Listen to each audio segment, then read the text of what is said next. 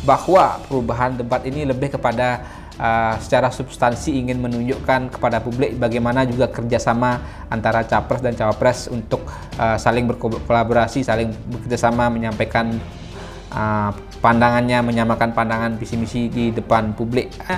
Seberapa besar pengaruh debat kandidat capres cawapres ini terhadap elektabilitas masing-masing capres cawapres, ataupun juga seberapa besar dampak dari debat ini meyakinkan pemilih atau mengubah pilihan pemilih untuk memilih kandidat tertentu.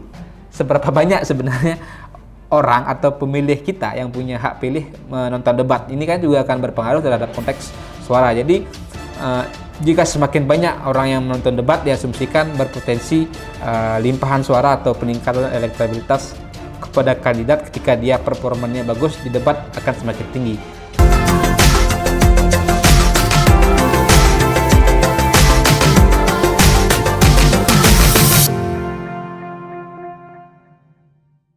Kembali lagi di channel YouTube Mr. Puisi Live di bawah naungan MGP Media. Hari ini kita akan membahas terkait dengan debat Capres-Cawapres yang perdana akan dilakukan pada tanggal 12 Desember 2023. Ya, seperti kita tahu sekarang sudah masa kampanye Pilpres dan juga Pileg, dan tahapan berikutnya ada debat bagi kandidat Capres-Cawapres yang dijadwalkan oleh KPU sebanyak 5 kali dan perdana pada tanggal 12 Desember 2023 hari Selasa ini. Jadi sebelum lebih lanjut kita membahas bagaimana nanti kira-kira performance masing-masing Capres-Cawapres di debat perdana nanti, sebelumnya saya ingatkan jangan lupa untuk subscribe channel YouTube Mr. Puisi Live di bawah naungan MGP Media.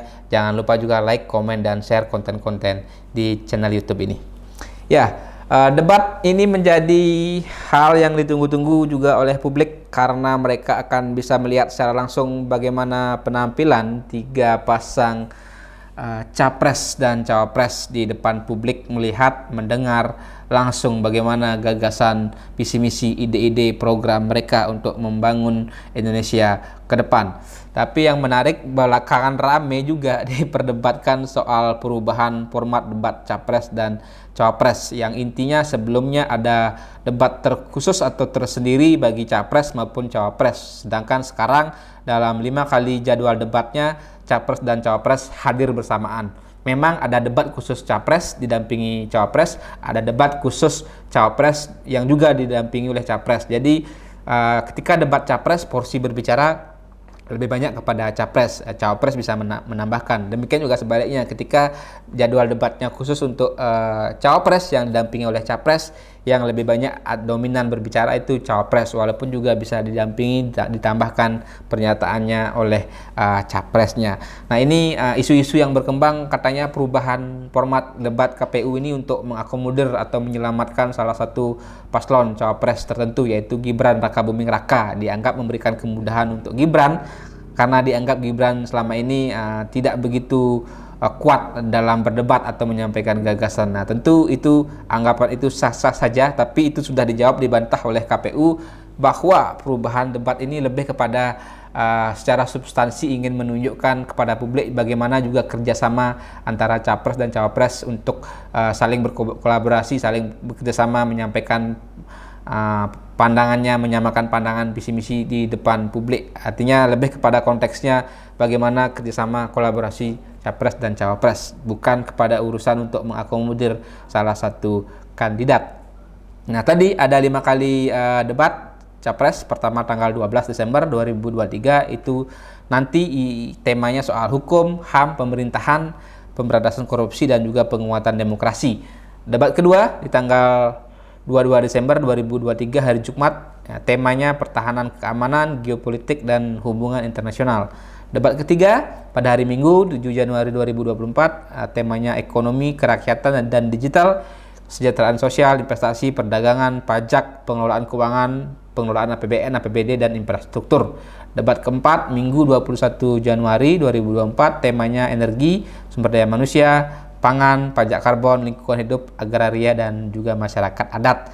Nah, yang terakhir juga di tanggal 4 Februari 2024 hari Minggu, temanya terkait dengan teknologi informasi, peningkatan pelayanan publik, bagaimana mengatasi hoaks, juga persoalan intoleransi, masalah pendidikan, kesehatan pasca pandemi, dan juga soal ketenaga kerjaan.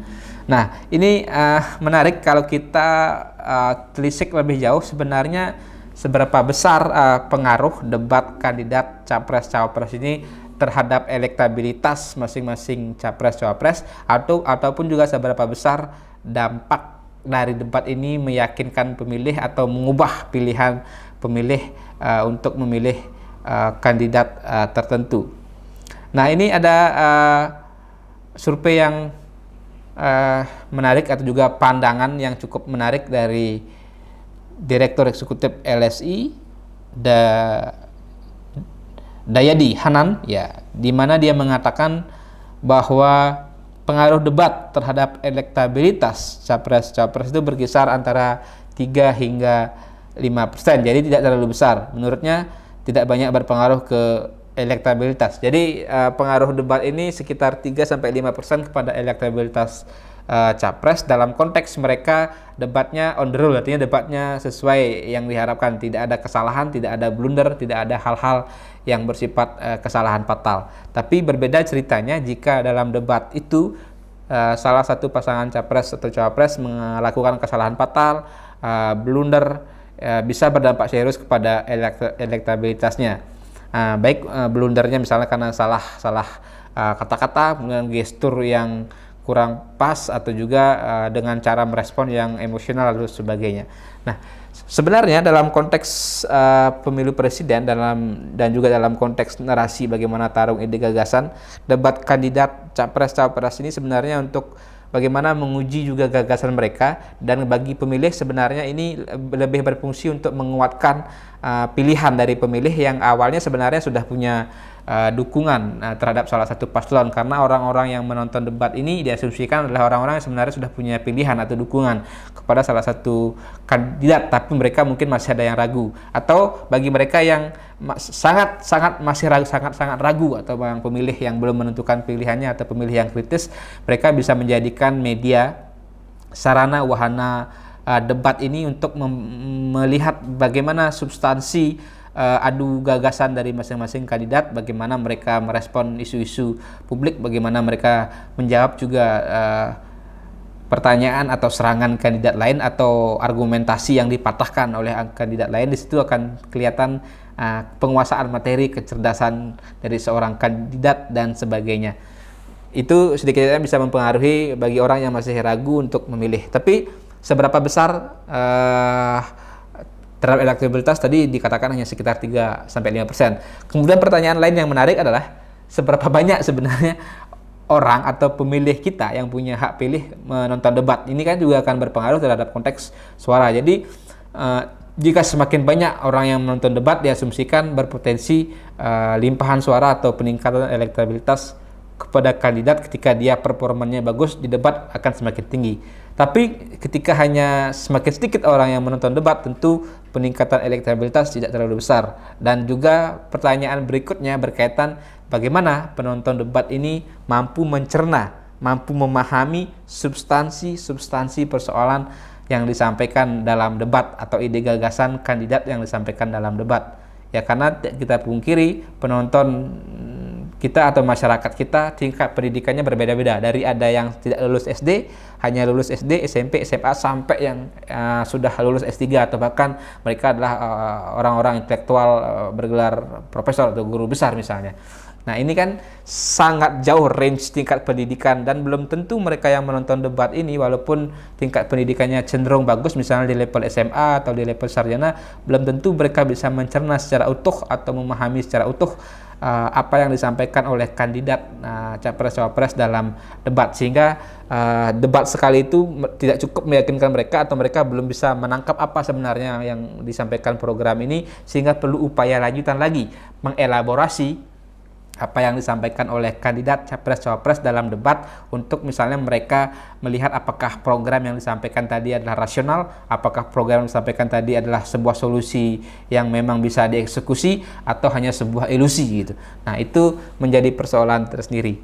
Nah, secara teoritis dalam konteks bagaimana kita memahami sebuah pesan atau mencerna sebuah pesan atau mengelaborasi sebuah pesan, ada yang namanya teori elaboration likelihood model yang dicetuskan oleh Cacioppo dan Petty. Intinya, sebuah pesan atau sebuah narasi itu bisa diproses dengan cara yang berbeda tergantung kepada motivasi, kemampuan atau kesempatan dan faktor lain yang ada pada diri penerima pesan. Ada dua jalur secara teoritis yang digunakan untuk memproses pesan, yaitu central route dan peripheral route. Nah, central route ini intinya di mana pesan dielaborasi secara mendalam, diolah sesuai dengan kemampuan, motivasi, dan juga